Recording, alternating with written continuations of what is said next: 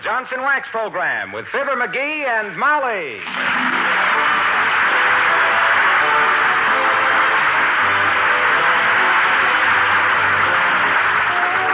The makers of Johnson Wax products for home and industry present Fibber McGee and Molly, written by Don Quinn and Phil Leslie, with music by Billy Mills Orchestra.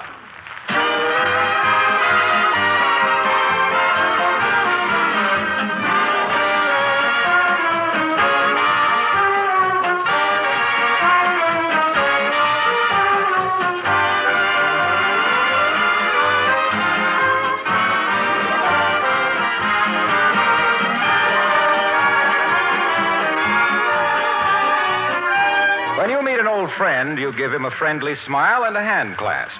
Have you ever stopped to think that a friend's first glimpse of your home is like that first friendly smile? That's why colorful linoleum, kept beautifully polished with Johnson's Glow Coat, is so appropriate in your front entrance hall or outside vestibule. With Glow Coat, you can keep all your linoleum surfaces glistening with a minimum of work. From the letters of praise that I see myself, I know that Glow Coat has outstanding popularity the world over. It's recommended by linoleum manufacturers themselves and used in millions of homes with supreme satisfaction. Glow Coat needs no rubbing or buffing, takes practically no work from you. Simply apply and let dry. Then come back in 20 minutes to find your floors smiling at you. Regular care with Johnson's self-polishing Glow Coat adds greatly to the life of your linoleum. Use it on your asphalt or rubber tile and finished wood floors, too.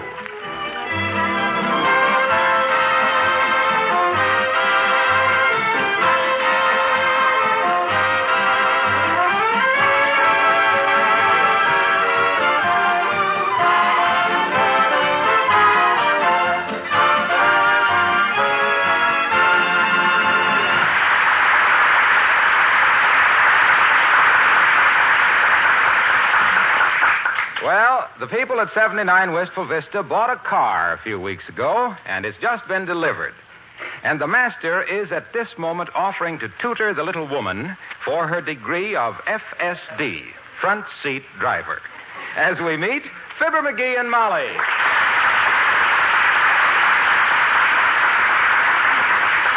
Now then, before you start actually learning to drive, Mrs. McGee, there are certain things you got to know. Elementary things. Like traffic regulations, driving courtesy, rules of the road, and all stuff like that there. All right, dearie. Good. Now, suppose you were in the left-hand lane and you wanted to turn right. What would you do? Put both hands on the right-hand side of the steering wheel and yank down. Oh, no. You can't make a right-hand turn from a left-hand lane. It's illegal. You got to fix it. Oh, McGee, it's that new lady next door. Come in. Good day. Have you done any boxing, Mr. McGee? Oh, I've shuffled around a bit, sis. Nothing professional. Why? Well, my cousin, Punchy McClatchy, the prize fighter, is looking for a sparring partner. He has a big fight coming up next month. But heavenly days, Mr. McClatchy's 60 pounds heavier and 10 inches taller than my husband. It'd be murder. Yes, we're trying to build up his confidence. Think it over, will you, Mr. McGee? We pay $2 a round and your insurance premiums. Wow. That's the best offer I've had since 1918 when they offered me $30 a month to fight the German army. I wonder if she's his manager. I don't know, but he can use one. All McClatchy's brains are in his knuckles. That round thing up there between his shoulders is just to keep his ears from chafing each other. That guy has spent more time on the canvas than Mona Lisa. He's so dumb. Oh, listen, never mind him. Let's get to my driving lesson. Oh, okay. Now, how about signals, dearie? When do I put my hand out for what?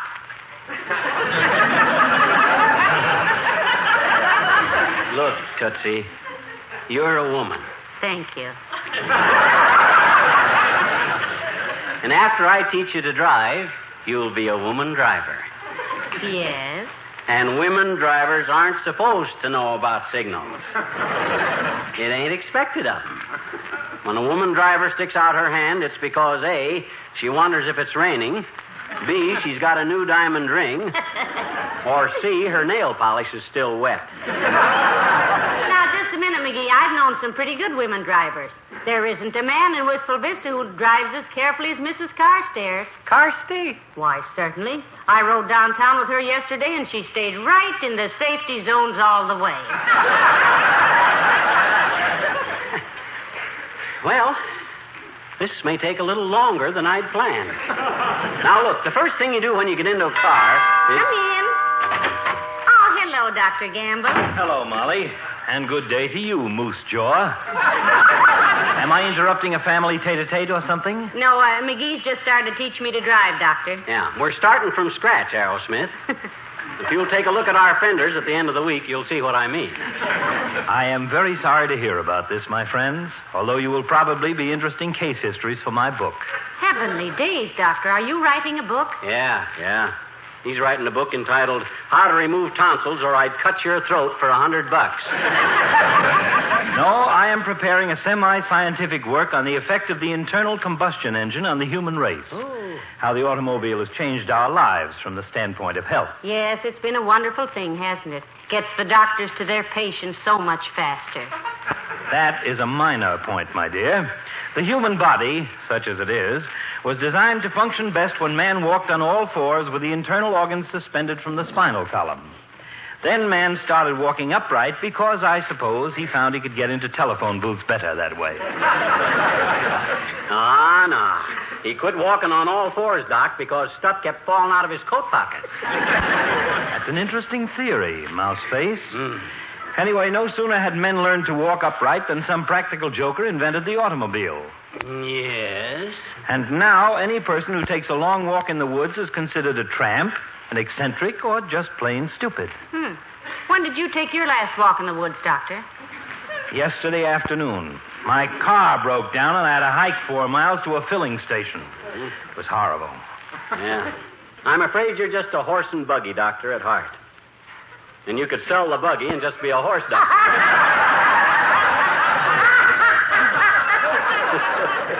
It's a splendid idea. I'll start carrying a revolver in case you break your leg. Oh, no, for goodness sake. McGee, if you're going to teach me to drive today, you better get with it. Yeah, I'll say so.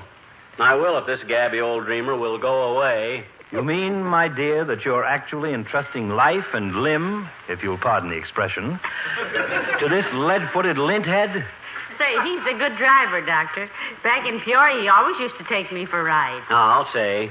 Every moonlight night, people would see us go whizzing by and say, well, there goes little Molly Driscoll and her favorite swine.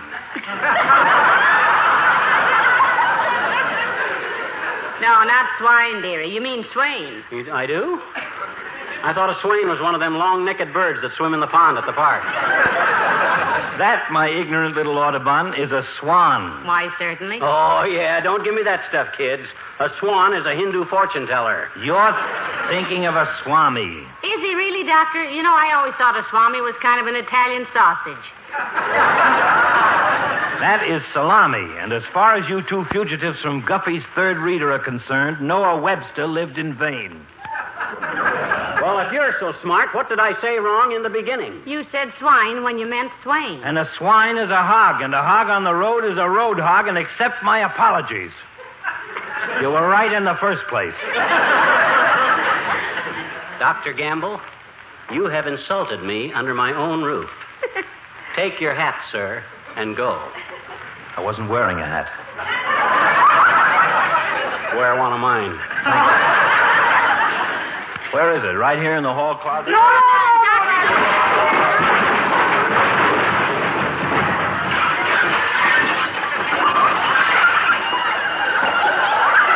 There's no hats in there.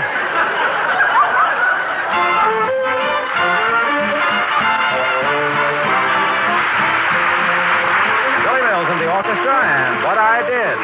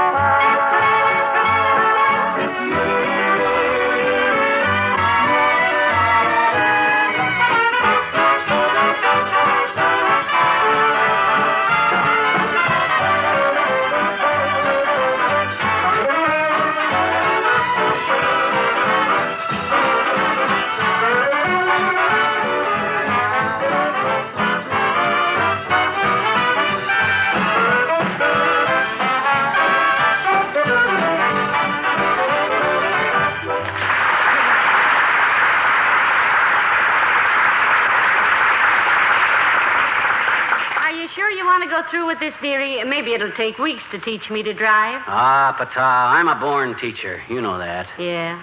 I remember you almost made a finished swimmer out of Uncle Dennis in one lesson. Oh, that's right. You shoved him off the dock and he went down like a bucket of beer at a political picnic.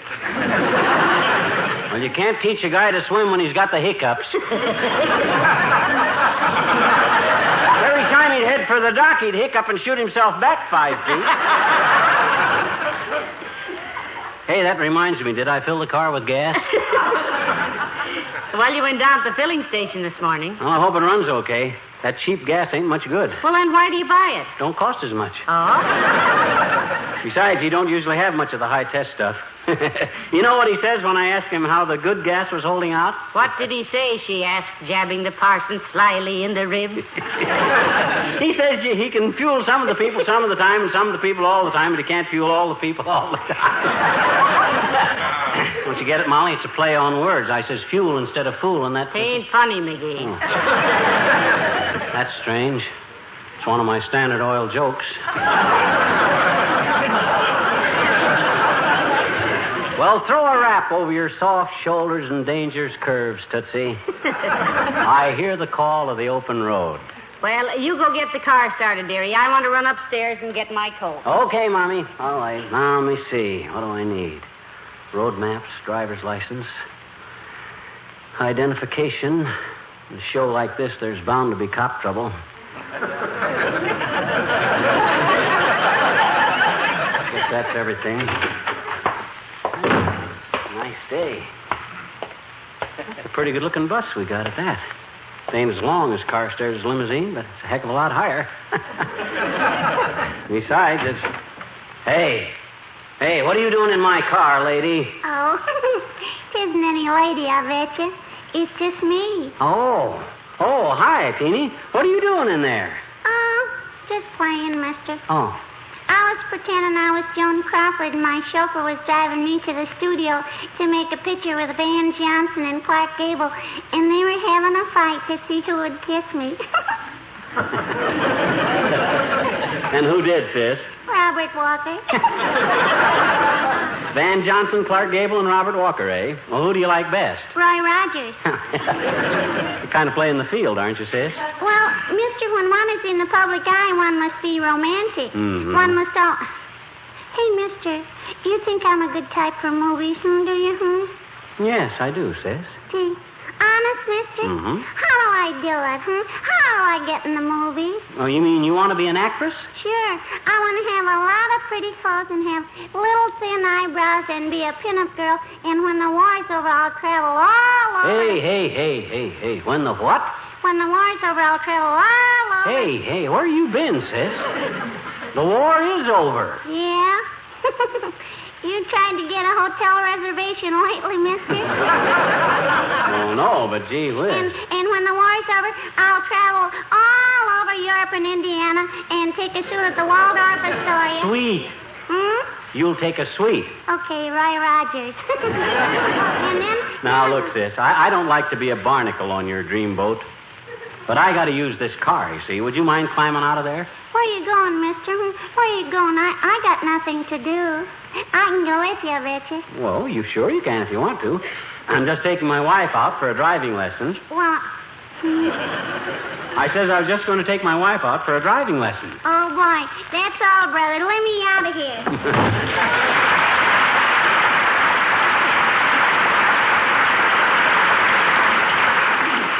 That silly kid. Daydreaming about getting into the movies.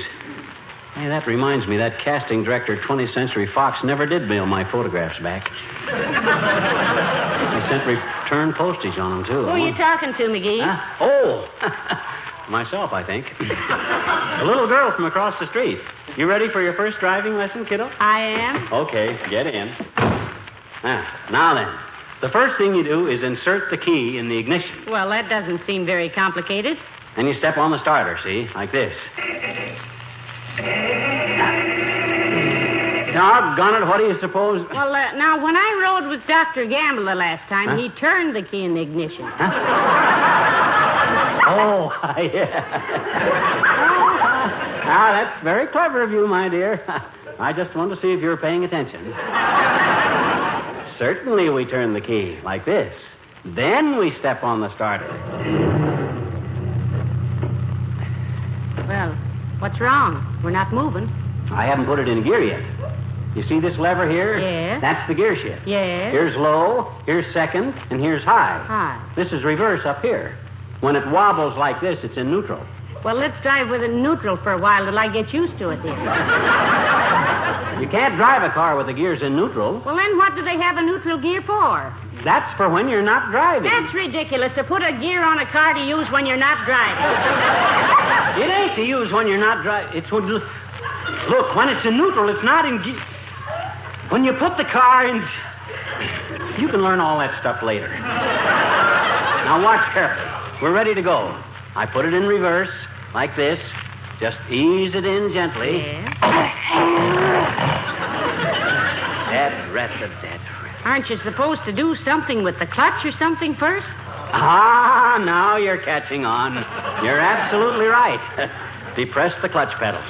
Put the gear shift lever in reverse. Release the clutch slowly while accelerating slightly, and we back gently out of the driveway. Did you look to see if there were any cars coming? No, there's never any traffic on this street during this time of the day. Hey, where you going? Why don't you look where you're driving? Now, look here, Bud. You had plenty of time to see me backing out of my own driveway. It's yokel drivers like you that cause... Calm yourself, pal. Calm yourself. There's no damage done. Heavenly days, it's Mr. Wilcox. You ought to be ashamed of yourself, Junior, whizzing through a residential neighborhood like that. You were doing at least 45 for sheer reckless driving. Excuse me, pal. I've been parked at the curb here for 45 minutes. Been making out some sales reports. Feel my radiator. Stone cold. My goodness, he's right, McGee. Huh? It's as cold as a penguin's pinky. Well, he could have honked his horn, couldn't he? Sitting there in his car, paying no attention whatsoever to passing traffic. That's the kind of negligence that causes accidents, Junior. Let me see your driver's license. Okay, here. Read that. Johnson's Car New cleans and polishes your car in one simple application. Just apply and let dry, then wipe it off with a soft cloth and... Hey, this isn't a driver's license. Well, no, that's what you might call a car owner's license. Because a man who takes pride in the appearance of his car is quite likely to keep it in good mechanical condition, too. Yeah, but what that got to do with... Did you ever hear of Statute 75, Paragraph 7, page 12 in the old book? No. What statute is that, Mr. Wilcox? It states definitely that the operator of a motor vehicle, which is ipso facto protected from road grime, dampness, and dust with Johnson's Car New, is per se, under the law, assumed to be a person of responsibility and intelligence, and is to be given the benefit of doubt in all controversies. And that's me, pal. Look at that beautiful showroom shine on my car. That's because Car New always... How long has that statute been in effect, Mr. Wilcox? Oh, it isn't in effect yet, Molly. I'm trying to get it through the city council right now. Oh. Well, your car ain't hurt, if so. But who's going to pay for my dented fender? You are, Facto. Okay, Percy. Just wanted to have everything clear. Well, come on, Molly, get in. See you later, Mr. Wilcox. Okay, Molly. Going for a little spin, pal? I'm teaching Molly how to drive, Junior. Want to come along just for laughs? Look, pal, you see how my hand shakes? See how my face twitches?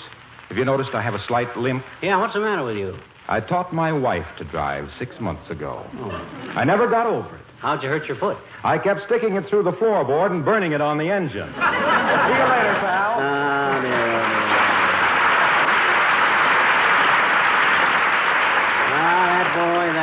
That boy, poor Junior.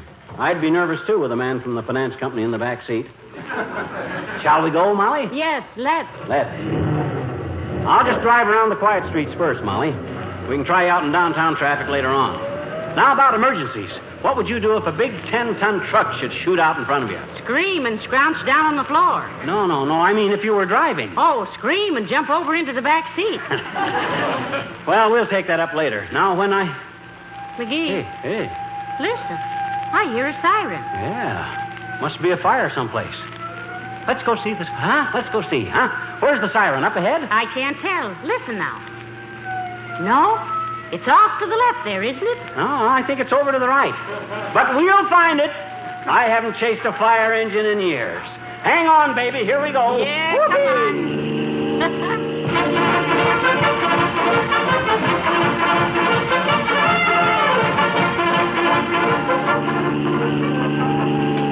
Are we getting any closer to the fire, McGee? Must be. I smell smoke. That's just your vest smoldering. Huh? You dropped some cigar ashes on it. Oh. Must be getting closer, Molly. That siren is louder. Try Maple Street, dearie. There hasn't been a fire on Maple Street for years. Okay, hold your hat.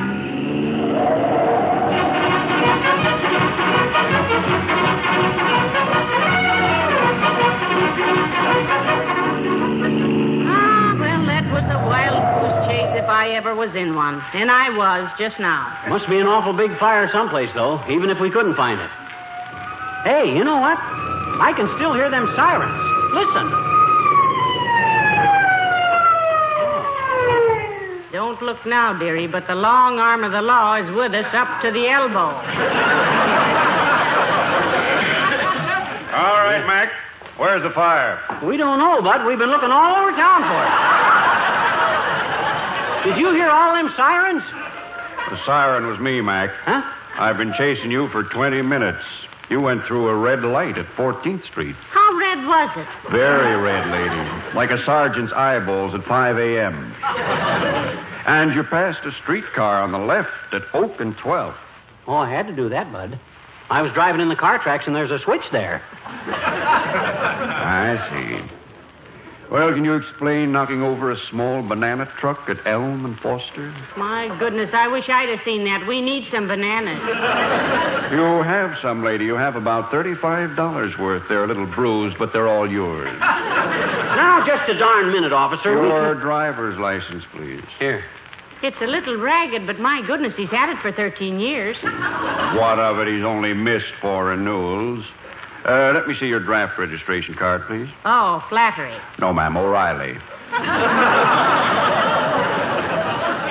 All right, Mr. McGee, what's your business? Oh, my gosh. For 12 years, I've been afraid somebody would ask me that. Never mind. You'll probably have to close it up for about 90 days anyway. Huh? Here you are. This summons is to be presented in traffic court not later than 9 a.m. Tuesday, November 27th. Huh?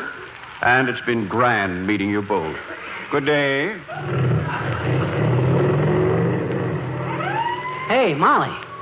You know what? No, what? I forgot to find out where the fire was. Well, I must say, dearie, that as a lesson in driving, this was...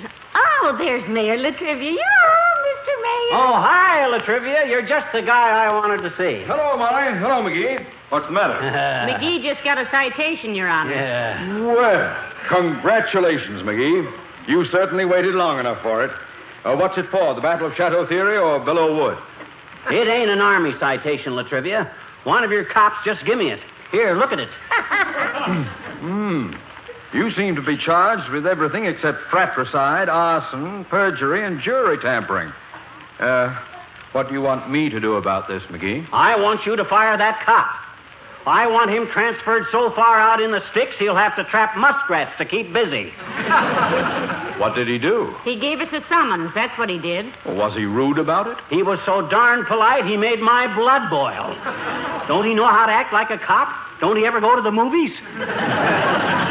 McGee, the officer was perfectly right. I washed my hands of the whole thing. Certainly, Your Honor. Just walk inside, and it's to the right at the head of the stairs. Yeah. And when you come back, Latrivia, I want to talk to you about... When I come back from where? Washing your hands.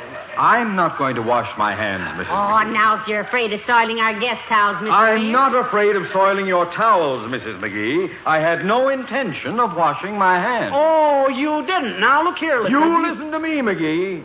I'm not going to get into one of those wrangles with you. And I am not going to use my office as mayor to humiliate a police officer who was only doing his duty. Some of your infractions may have been overlooked, but speeding through the city streets at 42 miles an hour... Can I help it if my accelerator sticks? Yes, can he help it? Oh, so your accelerator sticks. Yes. It does. Ah, a likely story. Sticks. That has been the guilty motorist's favorite alibi since the automobile was just a loud noise and a bad smell. Well, okay, Latrivia. If you don't want to take my word for it, if... All right, now, let's all go in the house and have a slug of tea. But the the car in the garage, McGee. Oh, I can't. I'm too nervous. Can't you do it? Good heavens, no. Not after just one lesson. I'll put your car away for you, McGee. Is the key in it? Yeah, thanks, Latrivia. But if you don't... Oh, now, don't worry. I know how to drive. Okay, pal.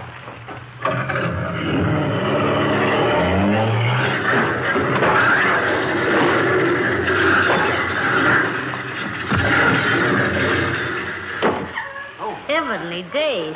Why, he went right through the back of the garage. Are you hurt, Mr. Mayor? No, I'm all right. And you can tear up that citation, McGee. Your accelerator does stick. Well, what do you know? It's the first time I'd ever done that.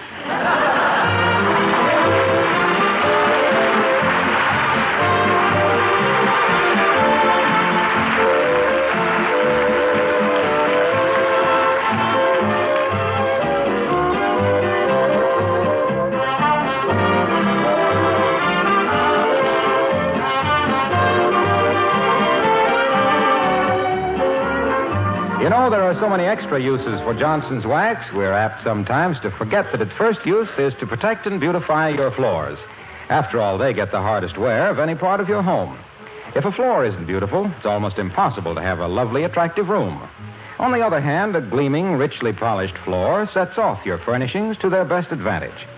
So there's every reason to keep all of your floors well polished and well protected with genuine Johnson's wax.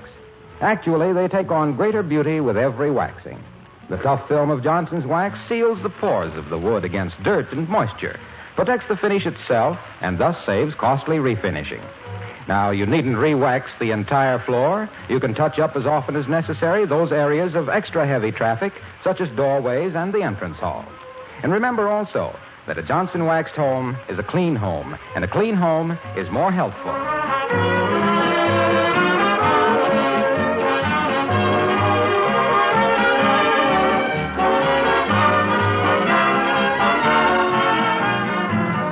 Ladies and gentlemen, we have all been asked again to buy victory bonds. But we don't know why anybody has to be asked. Because investing $3 to get $4 is really a favor to ourselves. Buying security for us and our families and preventing a ruinous inflation would seem to be simple common sense. Of course, if you feel that the care of our wounded and the rehabilitation of our fighting men, the protection of the families of those who lost their lives is important, those are pretty good reasons, too. Yes, it might even be said that the USA holds your IOU. Good night. Good night, all.